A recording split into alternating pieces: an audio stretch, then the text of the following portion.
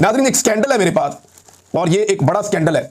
ये तकरीबन 3 स्कैंडल्स की एक सीरीज है जो मैं आपके सामने रखूंगा। और ये स्कैंडल सबसे पहले मैं आपके सामने रखने जा रहा हूं। ये बड़ी बड़ी गाड़ियां देखते हैं ना सड़कों पे चलते हुए, ये बहुत महंगी गाड़ियां होती हैं। इनमें 5 करोड़ से 10 करोड़ तक बाद गाड़ियां इससे भी ज़्यादा महंगी होती हैं। और ये खासतौर पर जो बड़ी बड़ी जीपें, SUVs, इनकी कीमत बहुत ज़्यादा होती है। जिस गाड़ी के ऊपर एक्साइज का नंबर नहीं होता ना, वो पकड़ी जाती है। अब मैं आपको एक स्कैंडल बताने जा रहा हूं कि किस तरीके से जाली नंबर हासिल किए गए गाड़ियों के। नॉन कस्टम गाड़ियां पाकिस्तान में स्मगल होकर आती हैं। उन गाड़ियों को कस्टम्स पकड़ लेता है। कस्टम का डिपार्टमेंट उन्हें पकड़ने के बाद उनकी ऑक्शन करता है और ऑक्शन के जरिए से वो गाड़ियां दोबारा बोली लगती है, लोग खरीद लेते हैं। जब वो खरीदते हैं तो उनको एक पर्ची भी मिल जाती है और उस पर्ची की बुनियाद के ऊपर पर्ची लेकर जाते हैं, रसीद, और जाकर वो एक्साइज के डिपार्टमेंट को दिखाते हैं कि जनाब हमने ये ऑक्शन में गाड़ी खरीदी है, लिहाजा ये चेसिस नंबर है गाड़ी का, ये इंजन नंबर है, इस गाड़ी को आप वैलिडेट कर दें, इसका नंबर जारी कर दें। नंबर मिलता है, गाड़ी लीगल हो जाती है और लोग गाड़ी इस्तेमाल करते हैं। अब स्कैंडल कहां पे है? स्कैंडल है जनाब 2 जगहों पे। एक PSW एक डिपार्टमेंट है, पाकिस्तान सिंगल विंडो, और एक जनाब director general reforms and automation, ये इमरान मोहम्मद साहब है। जरा इमरान मोहम्मद साहब से पूछा जाए और उनसे इंक्वायरी की जाए तो सारा का सारा मामला खुल जाएगा। सैकड़ों गाड़ियां ऐसी जिन्हें कस्टम्स ने कभी नहीं पकड़ा, वो गाड़ियां रजिस्टर्ड हो चुकी हैं। और ये कैसे हुई हैं? गुज़िश्ता 6 महीने के अंदर बड़ी तेजी से ये खेल खेला जा रहा है। हो ये रहा है कि नॉन कस्टम गैर कानूनी गाड़ियां पाकिस्तान में मंगवाई जाती हैं, ये अफगानिस्तान से पाकिस्तान पहुंचती हैं और ये कीमती गाड़ियां हैं। इनमें एक एक गाड़ी की कीमत करोड़ों में है। ये गाड़ियां पाकिस्तान आ जाती हैं और ये कोई किसी किस्म का टैक्स नहीं देती।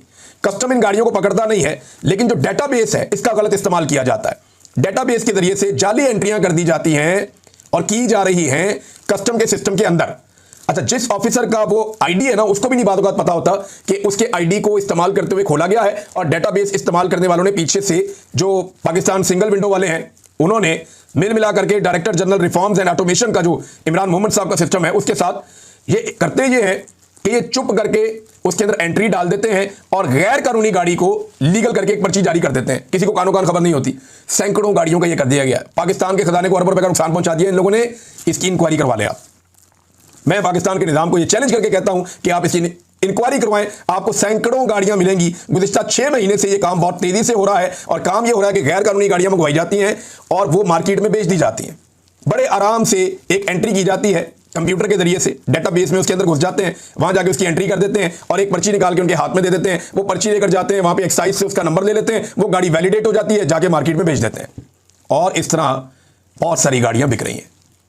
ये वारदात है, मैंने ये वारदात आज आपके सामने रख दी है। और एक बंदे का मैंने आपको नाम बताया, इमरान मोहम्मद साहब।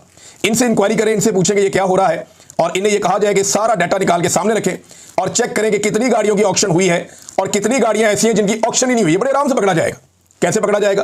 फर्ज करें 100 गाड़ियों की, ये तो है तो बहुत ज्यादा है, लेकिन मैं आपको मिसाल दे रहा हूं कि 100 गाड़ियां जो हैं वो उनके नंबर लगे, उनमें से चेक कर लें वो कितनी गाड़ियां हैं जिनकी ऑक्शन हुई थी और जिनके इश्तिहारात छपे थे। तो आपको पता चलेगा कि उसमें तो सिर्फ इतनी गाड़ियां हैं, एक खास नंबर है, जिनके इश्तिहारात छपे थे, जिनकी बोली बोली गई थी और वो खरीदी गई हैं। बाकी गाड़ियां कहां से आ गई? तो वो बाकी गाड़ियां सारी वही हैं जिनकी जाली एंट्रियां की गई हैं। ये बड़े आराम से पकड़ा जाने वाला स्कैंडल है और ये कोई भी ऑफिसर ईमानदार इस पे लगेगा तो 5 दिन के अंदर दूध का दूध और पानी का पानी कर देगा और कम से कम 4-5 मेन बंदे जेल के अंदर जाएंगे। ये मैं आपको पहले बता रहा हूं। और ये बड़ा जबरदस्त स्कैंडल है। इन लोगों ने और जो वारदात डाली है अगले वीलॉग में आपको बताऊंगा कि इन्होंने कंटेनर्स के अंदर क्या कार्रवाई डाली है और उसमें इसहाकडार साहब का क्या रोल है। नेक्स्ट किसी एक और वीलॉग में आपको बताऊंगा। आज ये वाला स्कैंडल मैंने आपके सामने रख दिया है।